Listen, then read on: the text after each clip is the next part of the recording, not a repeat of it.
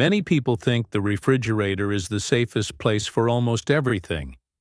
You buy something, get home, and your first reaction is to put it in there. It seems logical. Cold gives a sense of protection. But there's one detail that almost no one mentions. Some common foods were not made for that kind of cold and humidity. And when you store them the wrong way, they change on the inside, even if on the outside they look normal. And I'm not just talking about taste or texture. In some cases, the food loses part of what makes it good. In others, it spoils faster than you imagine. And for those who are already over 50, this matters even more. Because we want practicality. We want to avoid waste. And we also want food to help, not get in the way. The problem is that many people go on autopilot.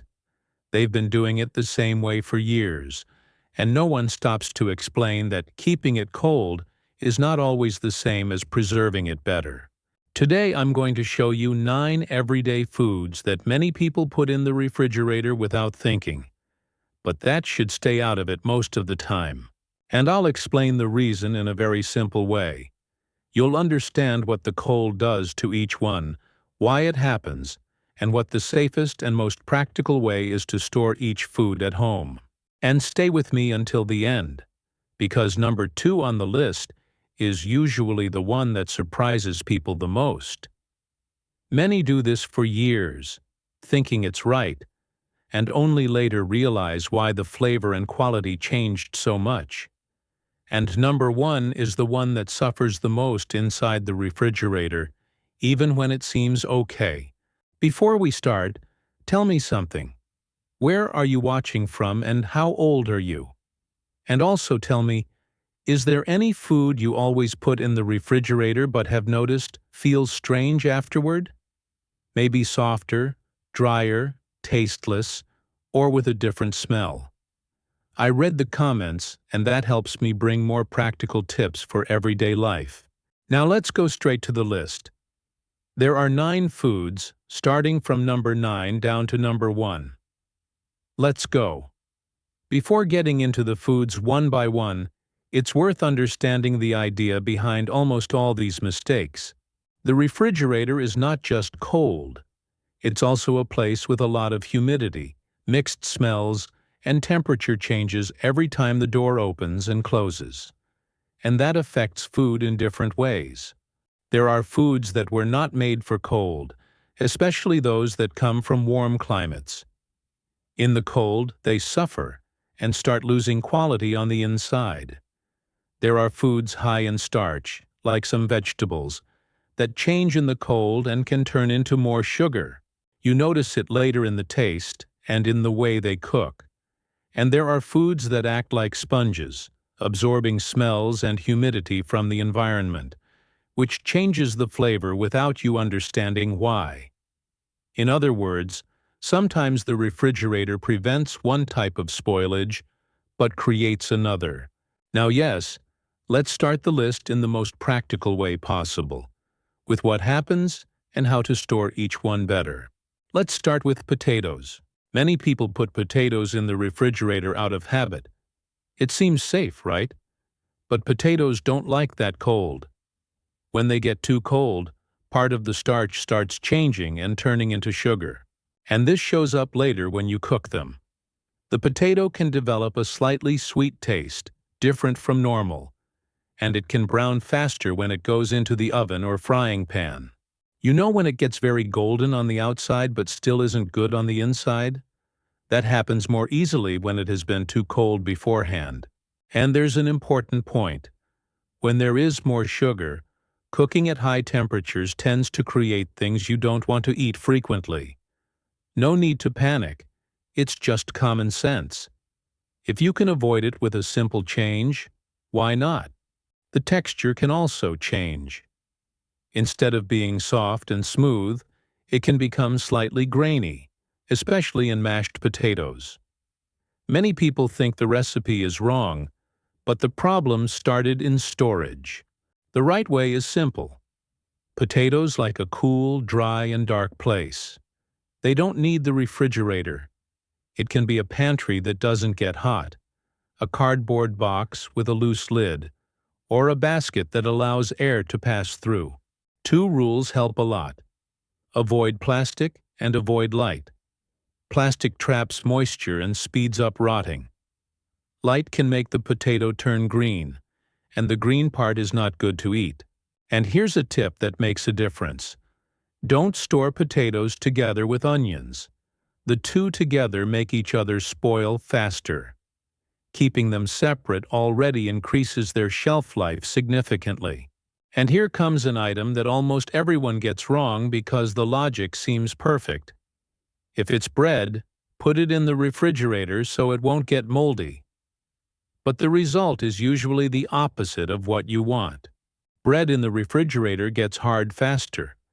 It loses softness, loses that good smell, and within a few days, it feels stale. That happens because the cold changes the bread's structure. Instead of keeping it fresh, it speeds up the process of drying out and becoming firm. That's why you grab a slice that seemed fine, and suddenly it feels like cardboard. Bread only needs refrigeration in very specific situations, and even then, it's almost never the best option. For everyday use, if you're going to eat it within a few days, it's better to store it at room temperature, away from sunlight, and away from the stove. A bread box, a paper bag, or a container that isn't sealed too tightly helps. If it's too sealed, moisture builds up and mold can appear. If it's too open, it dries out. The goal is a middle ground. Now, if you buy a lot of bread or can't consume it quickly, then there is a great solution: the freezer. And here, it's important to understand the difference. The refrigerator leaves the bread halfway preserved because it's cold enough to harden it, but not cold enough to stop time. The freezer truly freezes and preserves the bread for longer. A trick that works well is slicing it before freezing. That way, you don't need to defrost the whole loaf. You just take the slices you're going to use. And the most practical way is to go straight from the freezer to the toaster or straight to the oven. No drama, no waiting hours. When you do it this way, the bread comes back with good texture and is much better than bread stored in the refrigerator. See how it's the same pattern? The refrigerator seems to help, but it creates another type of problem that shows up later. And the next food is a perfect example of this, because it doesn't even need refrigeration to last. Now let's talk about honey. Honey is one of the most stable foods that exist. It lasts a long time as long as it's tightly closed and kept away from water. And that's exactly why the refrigerator gets in the way. The cold makes honey thicker and crystallize faster. It turns into a harder, grainy mass, and then it becomes difficult to use. It's not that the honey's spoiled, but it loses practicality, and many people think they bought bad honey.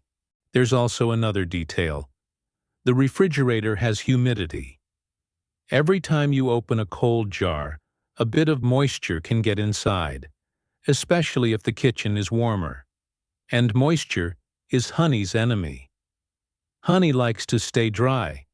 The drier it is, the better. So the rule is simple. Keep honey at room temperature, tightly closed, away from direct sunlight. If you store it near a sunny window, then you can damage the quality. But in a pantry, in a protected place, it stays great. And if your honey has already crystallized, you don't need to throw it away. You can bring it back to normal with a very simple step. Place the jar in warm water, not boiling, just warm. Leave it there for a few minutes and stir gently. It will slowly become liquid again. The secret is not to use high heat, because strong heat can change the flavor and quality. Warm water solves it, calmly. Once again, the refrigerator, because it's cold and humid, makes food change in ways you don't want. And now here comes one that many people strongly defend, but it almost always goes wrong. Coffee. Coffee in the refrigerator seems like a good idea because you think, I'll keep it fresh. But coffee absorbs smells very easily. It's like a sponge. If there's a smell of stored food in there, spices, cheese, leftover lunch, the coffee slowly absorbs it. And then you make a cup and notice a strange, slightly mixed taste.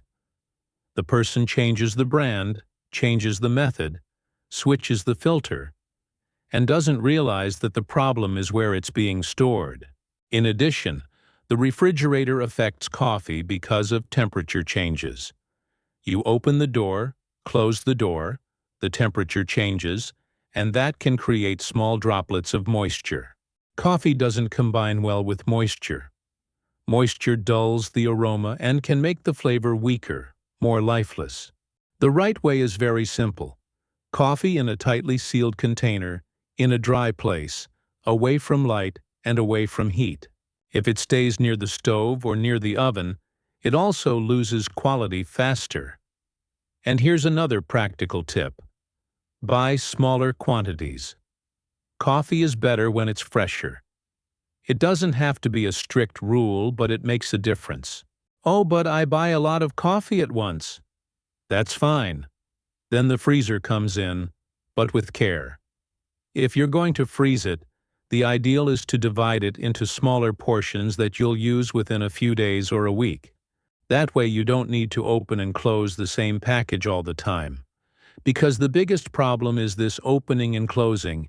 Air gets in, moisture gets in, and the coffee starts losing its best qualities. Small portions solve it. And here it's worth reinforcing the pattern again. The refrigerator has humidity and smells. And certain foods are especially sensitive to that. Coffee is one of them. The next one is also a kitchen classic and seems strong, but in the refrigerator it loses a lot. Let's talk about garlic. Garlic in the refrigerator tends to soften. It can start releasing small green sprouts. It can develop a different smell. And it can spoil faster than you imagined. Garlic likes a dry and ventilated place. The refrigerator is the opposite, cold and humid. And when you combine garlic with moisture, you increase the chance of mold. And mold on food is not something to take lightly. In addition, garlic stored in the cold tends to lose strength when used. You start cooking and it seems bland, without that aroma that lifts the dish. And that's frustrating because many people use garlic precisely to add flavor, and because they like to include it in their daily routine. The ideal storage is simple. Garlic at room temperature, in a dry place where air can circulate. It can be in a small basket, in a mesh bag, or even in an open container. Avoid closed jars and avoid plastic, because plastic traps moisture. And don't leave it near the stove, because heat and steam also speed up sprouting. Another practical tip: whole garlic lasts much longer. When you separate the cloves and leave everything loose, it tends to dry out or spoil faster. So if possible, keep the head of garlic whole and remove the cloves as you need them. And if you have already peeled and chopped garlic, that's a different story. Then, because it's open, it becomes more sensitive, and you need to store it tightly closed and use it quickly. But whole garlic for everyday use doesn't need the refrigerator. See how everything comes back to the same point? The cold, the humidity, and the in and out of smells in the refrigerator create different problems in different foods. In one, it changes the flavor. In another, it changes the texture. In another, it absorbs smells. In another, it increases moisture and spoils faster. And when we understand this logic, it becomes much easier to get it right, without memorizing complicated rules. And now that you've seen these first 5, the next ones start to get even more surprising, because they involve fruits and vegetables that almost everyone automatically puts in the refrigerator. Let's move on to the next item: Now we're getting into a part that surprises a lot of people, because it involves things that almost everyone automatically puts in the refrigerator. And it's worth remembering that simple idea. The refrigerator is cold, humid, and full of mixed smells. For some foods, that helps. For others, it really gets in the way. And the first one in this part is a classic example. Let's talk about bananas. Bananas are a warm climate fruit. They were not made to stay in a cold environment for a long time.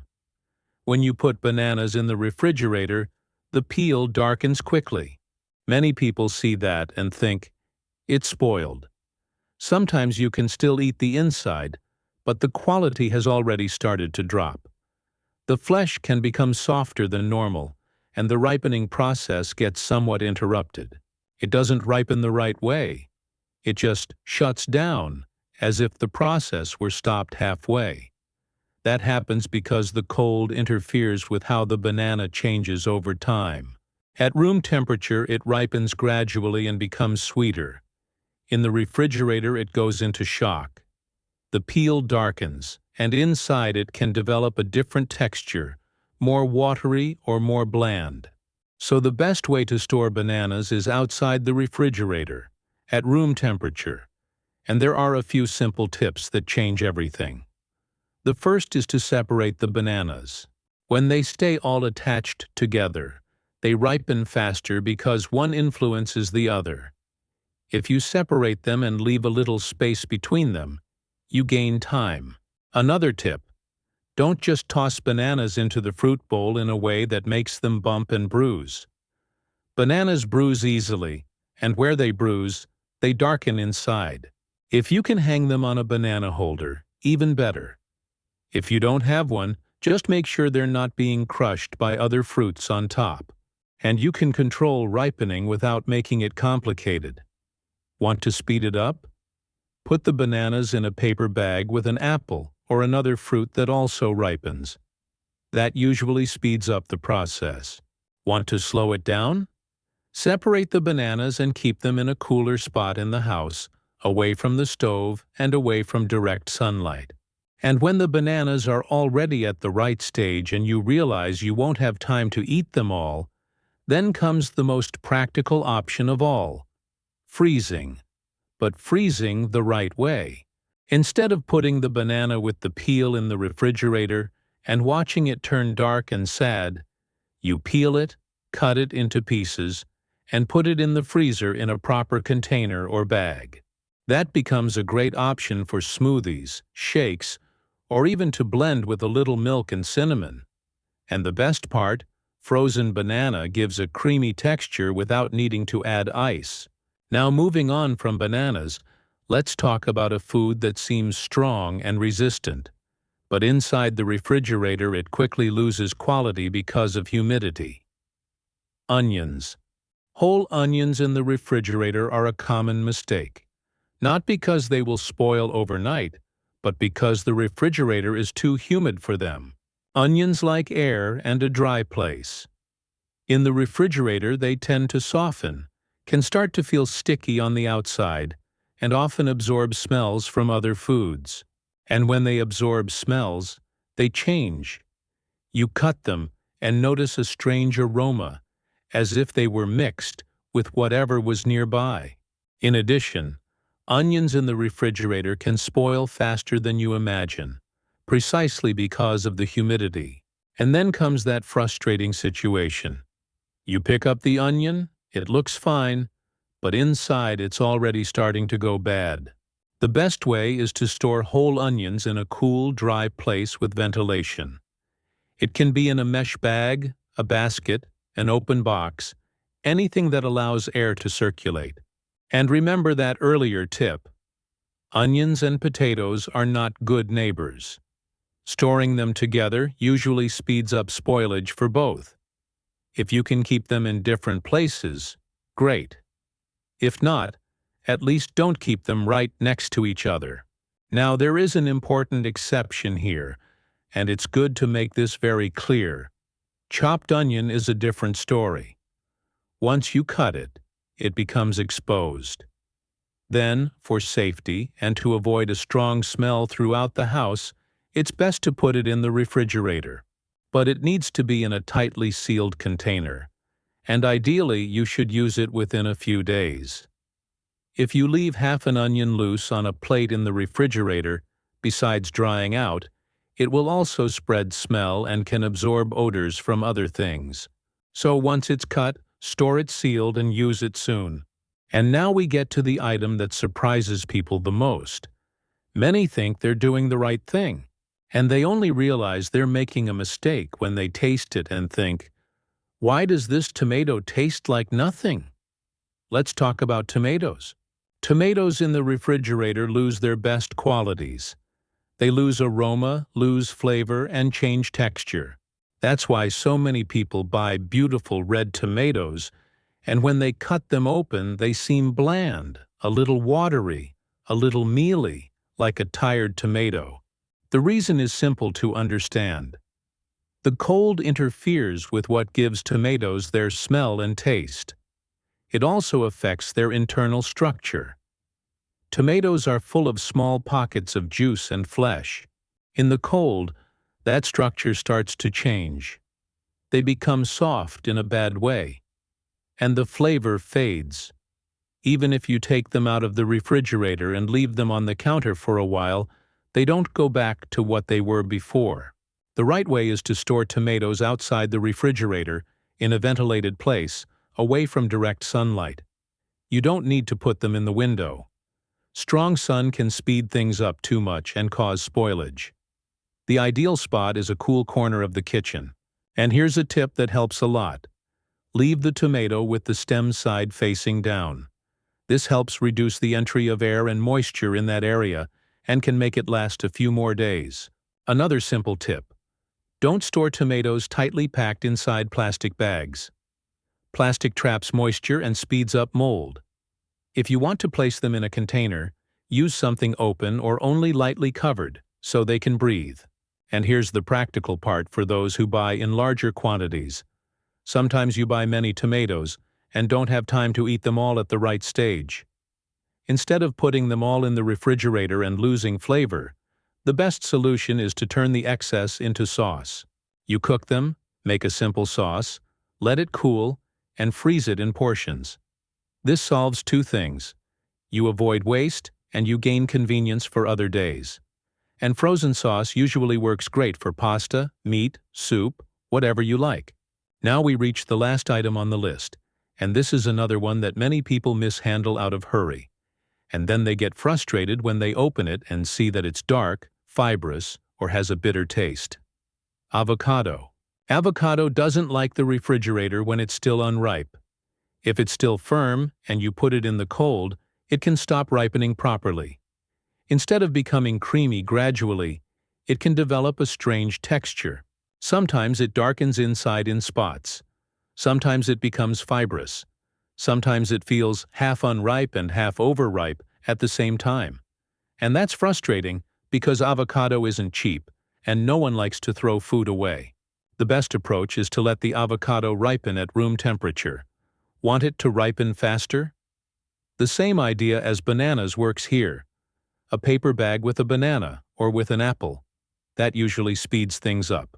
Another good strategy is to buy avocados at different stages. One more ready, another firmer. That way you're not stuck with everything ripening on the same day. So when does the refrigerator come in? Only after the avocado is already ripe. Then, if you need to hold it a little longer, you can put it in the refrigerator for a short time. It's not to leave it there all week.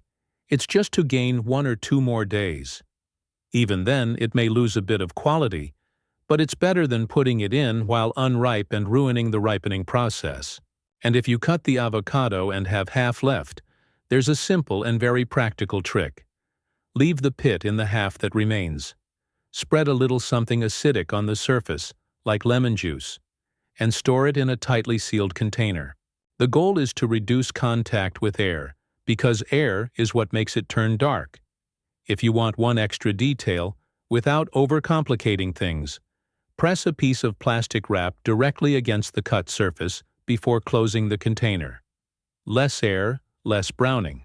And use it as soon as possible because cut avocado was not made to last many days. Now, to make all this easy to apply, I like to think in 3 simple habits instead of memorizing a huge list. The first is to create a dry zone in the kitchen.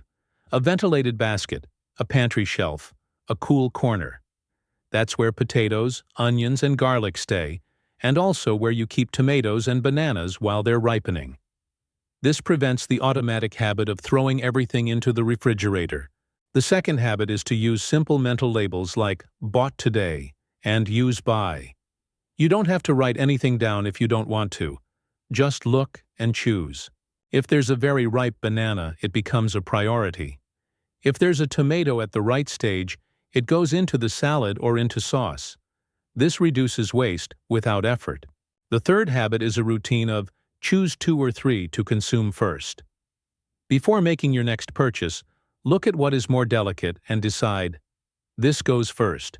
It's the kind of habit that saves money and avoids that unpleasant surprise of opening the refrigerator or fruit bowl and finding something spoiled.